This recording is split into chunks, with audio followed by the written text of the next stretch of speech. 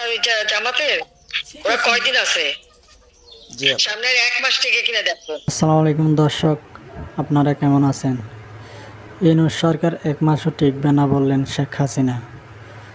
প্রত্যেককে আমি শিক্ষা দিয়ে ছাড়বেন বলছেন শেখ হাসিনা। ছাত্রলীগকে যে পুলিশ সদস্যরা বাধা দিচ্ছে তাদের নাম ঠিকানা যেন তার কাছে দেওয়ার জন্য ছাত্রলীগকে আদেশ করেছেন। হ্যাঁ দর্শক, ভিডিওটা না টেনে সম্পূর্ণ দেখতে থাকুন। আপনাদের মতামত কমেন্ট বক্সে জানাবেন। প্রত্যেকের এক একটা শিক্ষা আমি দিয়ে ছাড়বো, আর আমি যেটা বলি আমি তা করি। প্রায় প্রায় ভাইরাল হচ্ছে শেখ হাসিনার টেলিফোন আলাপ।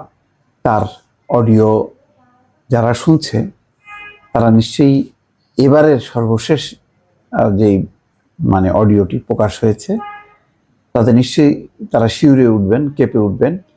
আর আওয়ামী লীগের যে নেতাকর্মী তারা দুঃখ দুর্দশার মধ্যে আছেন, তারা ভীষণভাবে উজ্জীবিত হবেন। কেননা শেখ হাসিনা এবার যে বার্তা দিয়েছেন তাতে তিনি বলছেন যে ডক্টর ইউনূস সরকার 1 মাসও টিকবে না, এবং বলছেন যে প্রত্যেককে আমি শিক্ষা দিয়ে ছাড়বো। আর পুলিশ যারা বাড়াবাড়ি করছে তাদের তালিকা করতে বলছে, তার কাছে পাঠাতে বলছে, এটা তাদেরকে দেখে ছাড়বে। ভয়ঙ্কর এক ধরনের দাম্ভিকতা প্রকাশ পেয়েছে। পুলিশের জন্য আমি 15 বছর কি না করেছি, আমার ছাত্রলীগের গায়ে যারা হাত দিয়েছে তাদের প্রত্যেককে সেই হিসাব দিতে হবে, প্রত্যেককে আমি শিক্ষা দিয়ে ছাড়বো। ভাই, 15 বছরে তো আপনি পুলিশ নিজের দলের লোকজন দিয়েছেন, কিন্তু এখন তো দল ক্ষমতায় নেই, এখন তারা উল্টো আচরণই করবে, এমনটাই হয়।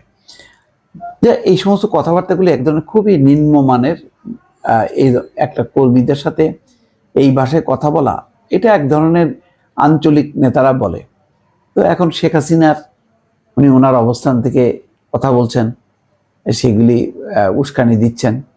দেখা যাক তার এই সমস্ত কথাবার্তায় কোনো কাজ হয় কিনা। দর্শক ভালো থাকবেন, আল্লাহ হাফেজ। ভিডিওটা দেখে আপনাদের কী মতামত সেটি কমেন্ট বক্সে জানাবেন।